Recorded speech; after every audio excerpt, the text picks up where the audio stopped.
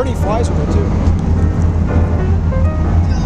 Bernie also gives high fives, huh? Oh yeah, Burns, can you give me a high five?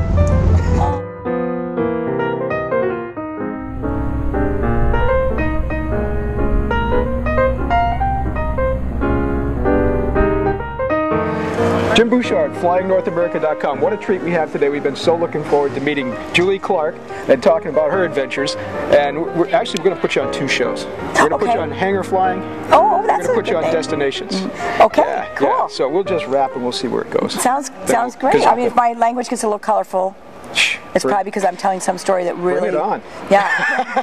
I'm telling it like it is. Yeah, we can do the beep beep thing, right? Yeah. Oh, yeah. Shoot, I'm on Dr. Phil. He's a personal friend of mine, and he'll say something like, he'll say, that's a bunch of bullshit. And, and I think because he calls it like he sees it. Right, His sister is married to a Northwest pilot, so I've become good friends with him. So I go down and visit with him and go to the show. And we know, Julie doesn't like stock interview questions, so you can tell we're not going there anyway. You know what I'm saying, right? Oh, we're here to talk about airplane. Oh, this is an airplane. Oh, yeah. Okay. It is. Actually, it's a gorgeous airplane. Oh gosh, I've had it I've had this 35 years. This is a 1956. Right. Very good. T-34. Help me out. T-34. Yeah. I've got so many damn numbers in my head right now.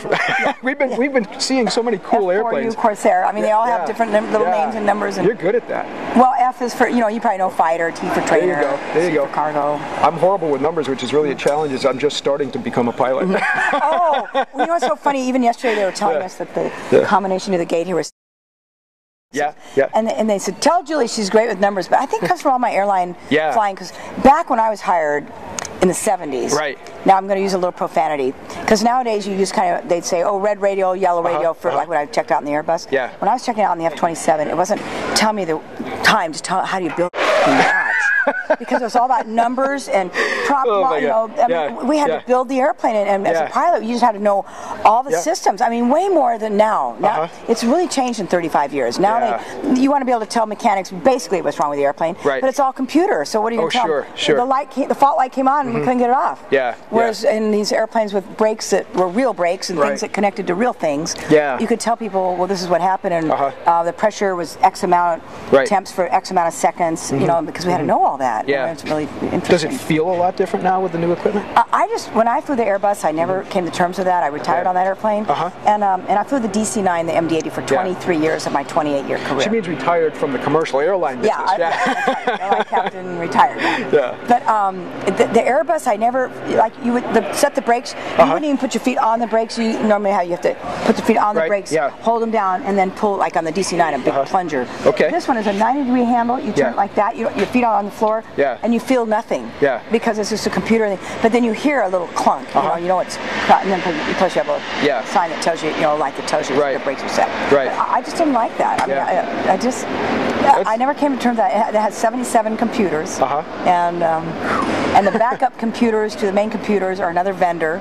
So we had to learn. So sometimes it was a little different on resetting things. I don't know. Well, you don't have that problem with this plane. This was an old airplane, just like its mom. I tell like its mom. Like the pilot. But after 35 years, it's my best friend because it can't talk, can't read, and it's outlived 2 husbands. Oh my goodness. And I know every inch of this airplane. There's a first. We haven't heard that before. Even Bob Hoover, who's a really good friend of mine, says, Jules, and I went to Bob Hoover Day in Oshkosh. I flew the same day. Oh, nice. He and I are both living legends in aviation, so every January we have dinner together. And he's always saying, you're the only person I see in this business that flies an airplane you can grow old with. He says, you play the bottom just like I taught you. And he always said, I fly the same old airplane, the same old pilot, and then I had the same old sponsor for 19 years, which broke all records with Mopar. And then I was with Chevron, so now we're shopping.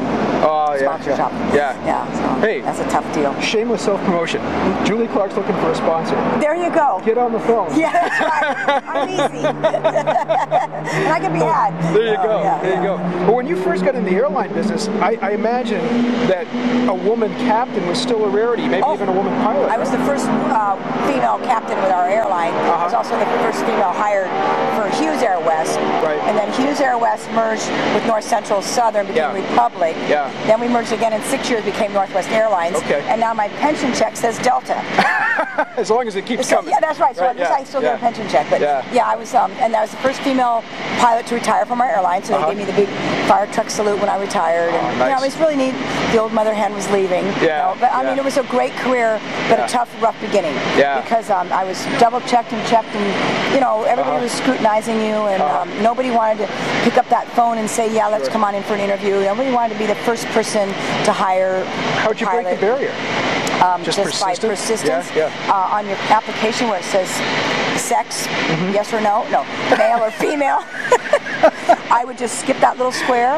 And then I was married to a Navy pilot at the time, and he said, "Hon, you know what you need to do? Take your picture off the resume." So we took the picture off.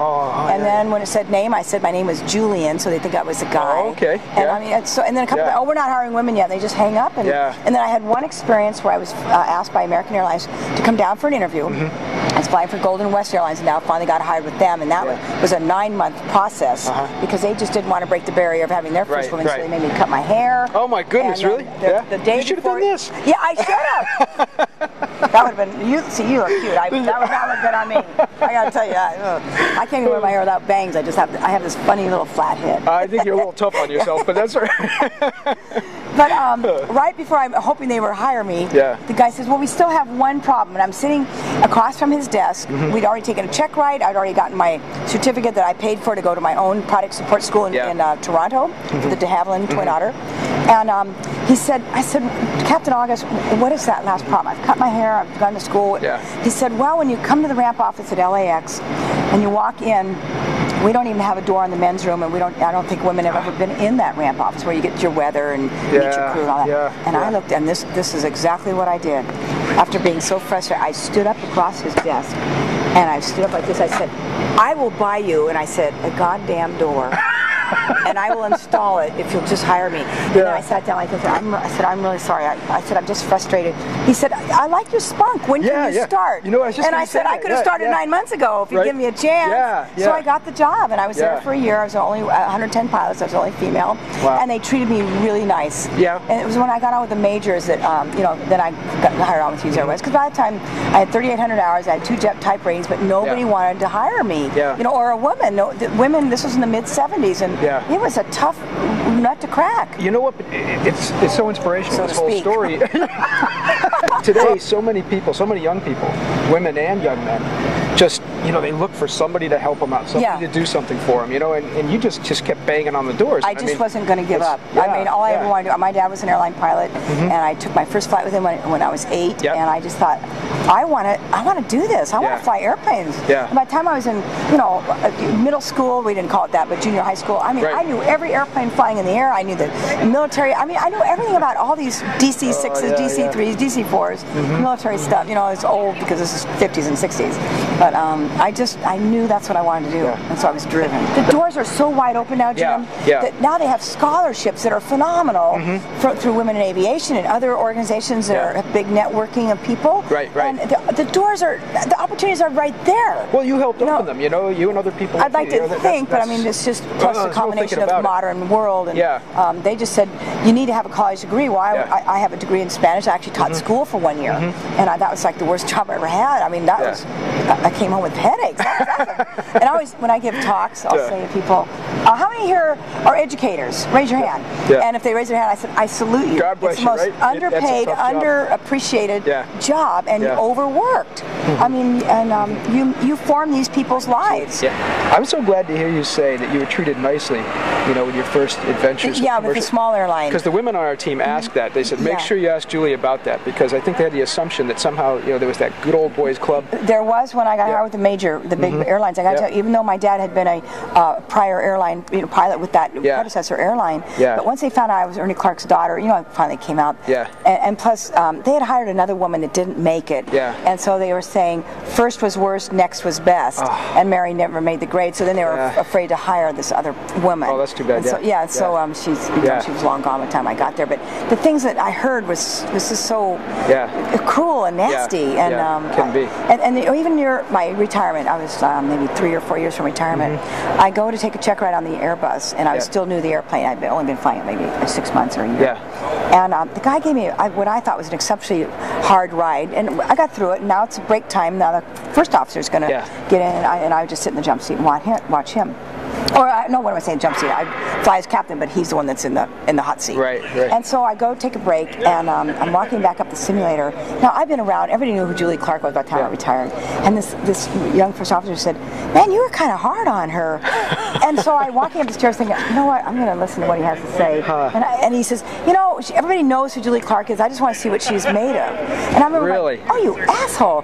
So I walked in the door, and then I just said, hey, you guys ready for the second half of this tour on this in the pickle barrel? And they said, yeah. So I never let them know that I heard. But I kept hurt my feelings. And I think I was like in my mid-50s back then. I'm thinking, I could get out of town. You know what I'm saying? I was who was made of. I thought that's what they did to me in the 70s. This is 2003 or 4. You know, I mean, it was stupid. That's just a human thing that shouldn't be happening. It's just the way it is. So no matter women, especially if you're small in stature, they just want to see what you're all about, and it just bugs me. And a guy that's got to test himself that way, you know, then he's doesn't got have it himself. Yeah, right? exactly. Because I remember walking in and said, you know what? Throw it over my shoulder. Help me God just to be strong. And I walked in and said, okay, let's finish up the rest of this thing. You know, let's get this behind us. There's the point. Your strength is what comes through in like that. But I remember sitting at the seat thinking, every time I turn around, I thought, you're such a jackass. You have to just keep hammering away.